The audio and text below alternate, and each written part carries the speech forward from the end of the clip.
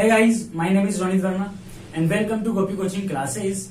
Today in this class we are discussing about non-metals. In previous video I tell you about the definitions of non-metal. In this class we are now about the properties of non-metals. मैं पिछली कक्षाओं में आपको जो अपना पिछला video था उस वीडियो के अंदर मैंने आपको मेटल्स के बारे में एंड नॉन मेटल्स के बारे में समझा चुका था कि मेटल्स क्या होती है, नॉन मेटल्स क्या होती है। अगर आपने वीडियो नहीं देखा है तो वीडियो का लिंक आपको डिस्क्रिप्शन में मिल जाएगा। तो आज का जो हमारा वीडियो होगा ये वीडियो होगा प्रॉपर्टीज ऑफ नॉन मेटल के बारे में, यानी कि कौन कौन से प्रॉपर्टीज हैं जिनके बेसिस पर on the basis of properties you can define non metals, यानी कि आप जो नॉन मेटल्स होंगे जो कि अधातुएं होती हैं उनको किस प्रकार से डिफाइन कर सकते हो उन प्रॉपर्टीज के बेसिस पर। तो आज इन्हीं प्रॉपर्टीज के बारे में अपन जानेंगे। तो सबसे पहले मैं आपको एक बार और नॉन मेटल्स के बारे में बता दूं कि नॉन मेटल्स क्या होती है। देखिए, नॉन मेटल्स जो होती है उनके पास डक्टिबिलिटी नहीं होती है, उनके पास जो होता है उन्हें अपन उनके मेलेबिलिटी जो होती है, मेलेबल जो नेचर होता है यानी अघात वर्धनीयता जिसे अपन कहते हैं वो नहीं होती है। एंड जो नॉन मेटल्स होती है उन नॉन मेटल्स होती है उन नॉन मेटल्स को अपन खींच कर यानी पुलिंग करके वायर के अंदर कन्वर्ट नहीं कर सकते, उन्हें अपन कन्वर्ट नहीं कर सकते थिन लेयर के अंदर। And non metals are bad conductor of electricity. तो इस प्रकार से कुछ टर्म्स हैं या कुछ प्रॉपर्टीज है जिनके आधार पर हम बता कह सकते हैं कि नॉन मेटल कौन कौन सी होती है। उसके एग्जांपल मैंने आपको पीरियोडिक टेबल में बता दिए थे लास्ट वीडियो के अंदर। फिर भी कुछ एग्जांपल्स मैं आपको बता दूं, सल्फर, फास्फोरस, कार्बन, ये सभी क्या होते हैं, ये नॉन मेटल्स हैं। क्या है? नॉन मेटल्स हैं। तो इस प्रकार से ये डेफिनेशंस होगी, आप समझ चुके हैं इस बारे में कि नॉन मेटल्स क्या होती हैं। यानी कि अगर आपके माइंड में अगर नॉन मेटल्स आए तो नॉन मेटल्स के अंदर क्या होना चाहिए कि हाँ भैया इनके अंदर क्या होती है, इनके अंदर लस्टर नहीं पाया जाएगा, इनके अंदर मेलेबिलिटी जो प्रॉपर्टी होती है, मेलेबिलिटी जो नेचर होता है वो नहीं पाया जाएगा, ये बेड कंडक्टर होते हैं, इनके अंदर सोलर रेज जो रेज होती है, सोलर रेज जो प्रॉपर्टीज होती है वह नहीं पाई जाएगी। ये आपके माइंड के अंदर क्लिक करना चाहिए जब भी आपके सामने यानी कि आपके सामने जब भी नॉन मेटल की बात हो तो ठीक है। एग्जांपल्स आपके माइंड में क्लियर होने चाहिए, सल्फर, फास्फोरस और भी बहुत सारे एग्जांपल्स हैं जो कि आपको मैंने पिछले वीडियो में बता दिए थे पीरियोडिक टेबल के अंदर। आगे भी अपन जानेंगे उनके बारे में, ठीक है। तो अब बात करेंगे अपन प्रॉपर्टीज, कौन कौन सी प्रॉपर्टीज हैं जो जिनके बेसिस पर यानी on the basis of properties upon define करेंगे कि नॉन मेटल क्या क्या होती है। तो देखिए प्रॉपर्टीज हैं, सबसे पहले स्टार्ट करते हैं अपन फर्स्ट प्रॉपर्टीज से अपनी कि पहली प्रॉपर्टी क्या कहती है नॉन मेटल के बारे में। तो non metal are broken into pieces by hammering them, so non metal can not be made malleable. यानी कि क्या होता है कि जो नॉन मेटल होती है उन्हें वो टूट जाती है, यानी कि जब अपन उसे हैमरिंग की प्रोसेस करते हैं, यानी कि जब उसे अपन नॉन मेटल जो होती है जैसे कि मान लिया जाए, जैसे कि मान लेते हैं ये नॉन मेटल है, you can see this box. तो ये क्या है, एक नॉन मेटल है एंड ये क्या है, हैमर है। तो जब भी अपन हैमर की मदद से या हैमर की हेल्प लेकर अपन इस पर क्या करेंगे, हैमरिंग की प्रोसेस करेंगे, यानी इसे हथौड़े की तरफ वार करेंगे अपन, तो क्या होगा, ये पीसेस के अंदर टूट जाएगा, यानी कि ब्रोकन इनटू पीसेस। तो इसका मतलब क्या हुआ, इसका मतलब ये हुआ कि जो नॉन मेटल है वो कहती मेलेबल नहीं होती, यानी कि इनके अंदर मेलेबल जो प्रॉपर्टी होती है, मेलेबल का जो नेचर होती है वो मेलेबल नेचर नहीं पाई जाती, यानी कि इन्हें वार करने पर या इन्हें हथौड़े से वार करने पर ये टूट जाती है। तो आपके माइंड के अंदर क्या क्लिक होना चाहिए कि भैया नॉन मेटल होगी तो अपन उनको वो टूट जाएगी अपन जब भी उन पर वार करेंगे, यानी इन्हें पतली पतली चादरों के रूप में यानी कि थिन जो शीट्स होती हैं उनके अंदर अपन कन्वर्ट नहीं कर सकते नॉन मेटल्स को। तो ये फर्स्ट अपनी प्रॉपर्टीज होगी। बात करते हैं अपन सेकंड जो अपनी प्रॉपर्टी उसके बारे में। तो non metal can not be made by pulling their string, so non-metal are not ductile and they are brittle। यानी कि क्या होता है कि जो नॉन मेटल होती है उन्हें खींच कर क्या करें भाई, जैसे कि मान लिया जाए आप इसको लीजिएगा, अब मैं आपको एग्जांपल लेता हूं कि ये नॉन मेटल है, तो इस नॉन मेटल को अपन खींच कर या इसे खींच कर यानी पुलिंग के द्वारा अपन क्या कर सकते हैं, इसे अपन जो वायर होते हैं वायर के अंदर अपन कन्वर्ट नहीं कर सकते, यानी कि इन्हें वायर के रूप में अपन परिवर्तित या कन्वर्ट नहीं कर सकते किन्हें, नॉन मेटल को। क्योंकि अगर अपन कन्वर्ट करते भी हैं यानी कि अपन ट्राई भी करते हैं कि जो नॉन मेटल है उनके अपन वायर के अंदर कन्वर्ट करें, तो क्या हो जाएगा कि ये ब्रिटल हो जाएंगे, यानी भंगुर होती है, टूट जाएंगी, ब्रोकन की प्रोसेस हो जाएगी इनके अंदर। क्या होगा कि जब भी आप ट्राई करोगे कि नॉन मेटल को आप तो खींच कर कूलिंग की प्रोसेस के द्वारा आप उसे वायर के अंदर कन्वर्ट कर लो, तो ये क्या कन्वर्ट नहीं होगी, क्योंकि उनके अंदर डक्टाइल की जो नेचर होती है वो नेचर नहीं होती है, और जो ब्रिटल होती है इनकी जो क्या होती है, इनकी जो नेचर होती है ब्रिटल होती है, यानी ये भंगुर प्रकृति के होते हैं, यानी कि ये टूट जाते हैं, ज्यादा सा आपने खींचा तो ये टूट जाएंगे। चलिए आगे अपन अगली प्रॉपर्टीज के बारे में बात करते हैं। तो non metal are bad conductor of heat. तो नॉन मेटल क्या होते हैं, बेड कंडक्टर होते हैं हीट के, एंड बेड कंडक्टर होते हैं इलेक्ट्रिसिटी के भी। तो नॉन मेटल क्या होते हैं, बेड कंडक्टर होते हैं हीट के, यानी कि उष्मा के क्या होते हैं, ये उष्मा जो होती है उस उष्मा के ये बुरे चालक होते हैं, या कुचालक कह सकते हैं अपन इन्हें, क्या कह सकते हैं, बेड कंडक्टर या कुचालक अपन इन्हें कह सकते हैं। तो बेड कंडक्टर होते हैं हीट के। अब एक्सेप्शन क्या है इसके अंदर, अपवाद क्या है, कि जो कार्बन का जो फॉर्म होते हैं, यानी कि कार्बन का जो अपर रूप है ग्रेफाइट, क्या ग्रेफाइट, ये ग्रेफाइट क्या होता है, ये क्या होता है विद्युत, ये जो कंडक्ट यानी कि गुड कंडक्टर होता है हीट का, यानी कि गुड कंडक्टर ऑफ हीट क्या है, ये है ग्रेफाइट। अब होना क्या चाहिए था भाई, देखिए नॉन मेटल्स क्या होती है, सारे के सारे नॉन मेटल्स बेड कंडक्टर होती है हीट की, बट अपवाद क्या निकल के आया अपने पास, कि अपवाद ये निकल के आया कि जो कार्बन है, कार्बन क्या है, एक नॉन मेटल है, उस कार्बन की एक फॉर्म होती है, ये अपन चौथे चैप्टर में पढ़ेंगे आपके कार्बन की फॉर्म्स के बारे में। तो जो कार्बन की फॉर्म है, जो ग्रेफाइट है, वो कार्बन की ग्रेफाइट जो फॉर्म होती है वो क्या करती है, हीट का क्या करती है, गुड कंडक्ट होती है, यानी हीट को वो क्या करती है, गुड कंडक्टर होती है हीट की।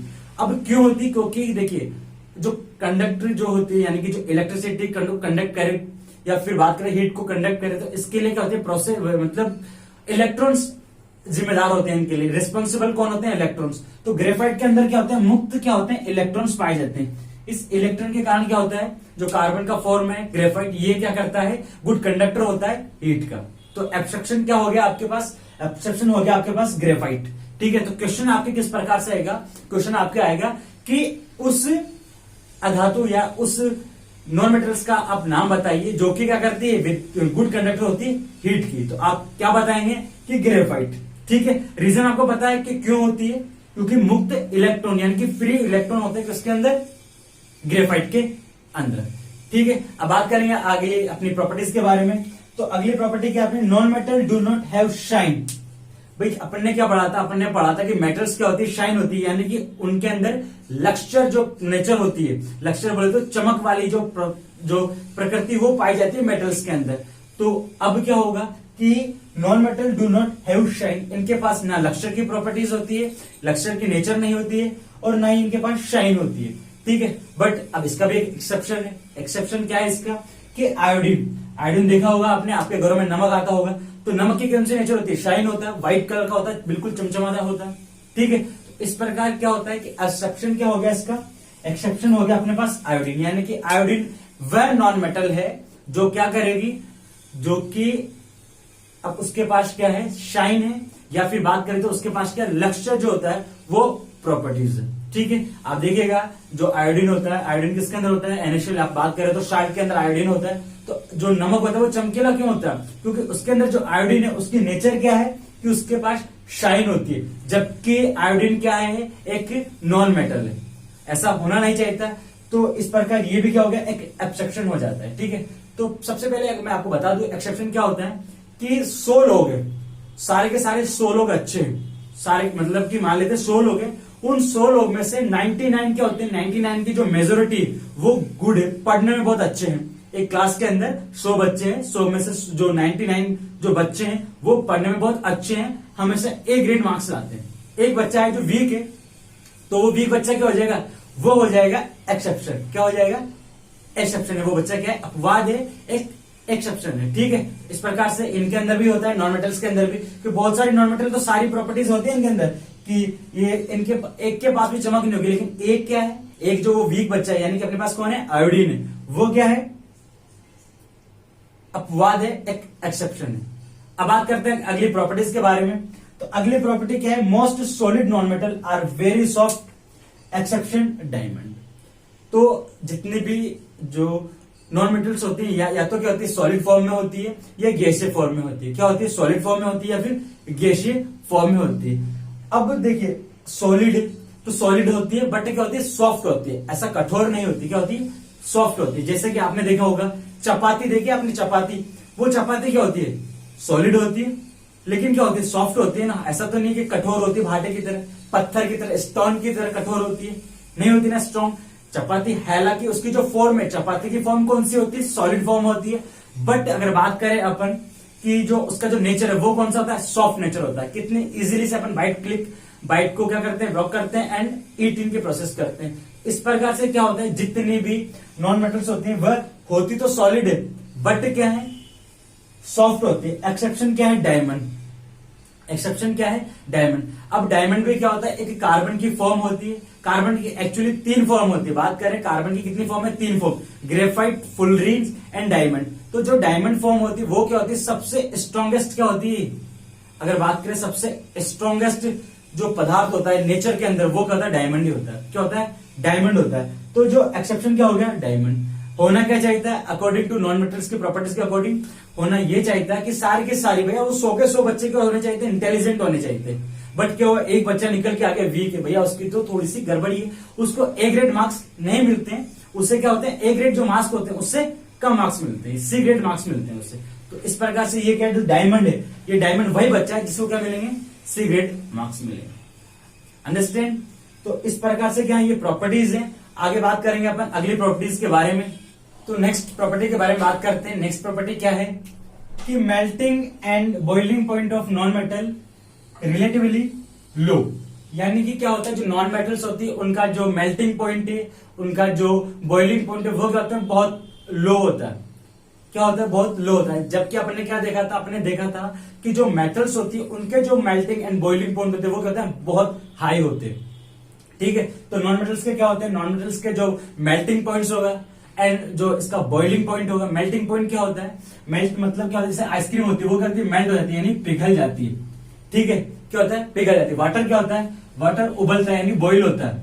ठीक है। तो इस प्रकार से क्या होगा, जब भी कोई चीज पिघल रही तो उसका मतलब क्या, वो उसका मेल्टिंग पॉइंट, ठीक है, उसके मेल्टिंग पॉइंट के पास आ चुका है। जल जो वाटर होता है वो बॉइलिंग हो रहा है, यानी कि उससे इतना टेम्परेचर मिल चुका है जो कि उसके बॉइलिंग पॉइंट के बराबर है। तो ये क्या होता है, मेल्टिंग पॉइंट होते हैं, ये बॉइलिंग पॉइंट होते हैं। ठीक है। तो जो नॉन मेटल्स होते हैं उनके जो मेल्टिंग पॉइंट्स हैं, या फिर बात करें तो उनके जो बॉइलिंग पॉइंट ये होते हैं, रिलेटिवली क्या होते हैं, लो होते हैं। लो मतलब कम होते हैं। एक्सेप्शन क्या है, वही ग्रेफाइट या फिर डायमंड भी आ जाएगा, क्योंकि डायमंड भी स्ट्रॉन्गेस्ट होता है, उसका मेल्टिंग पॉइंट भी होता है बहुत हाई होता है। क्या होता है, बहुत हाई होता है। इसी प्रकार से एक्सेप्शन क्या हो गया, ग्रेफाइट। ग्रेफाइट भी क्या होता है, एक कार्बन की फॉर्म होती है जिसका क्या होता है, जो मेल्टिंग पॉइंट है वो क्या होता है, बहुत हाई होता है। किनकी तुलना में, जो और नॉन मेटल्स की तुलना में। यानी कि होना क्या चाहिए था कि भाई ग्रेफाइट भी, क्योंकि कार्बन का एक अपर रूप है और कार्बन क्या होता है, एक नॉन मेटल है, तो कार्बन को भी क्या होना चाहिए था, उनके जो मेल्टिंग एंड जो बॉइलिंग पॉइंट्स हैं वो भी क्या होने चाहिए थे, कम होने चाहिए थे, लो होने चाहिए थे। बट क्या है, ग्रेफाइट जो होता है वो क्या, एक फॉर्म होती है कार्बन की जिसका जो मेल्टिंग पॉइंट है वो क्या होता है, हाई होता है। ठीक है। तो ये क्या हो जाएगा, एक्सेप्शन हो जाएगा। यानी कि वही बात कि अपने पास 100 बच्चे क्लास के अंदर, 99 जो स्टूडेंट्स है वह सभी क्या होते हैं, ए ग्रेड मार्क्स लाते हैं। बट एक जो बच्चा है जो वीक है, जो कि सी ग्रेड मार्क्स ला रहा है। ठीक है, क्या ला रहा है, सी ग्रेड मार्क्स ला रहा है।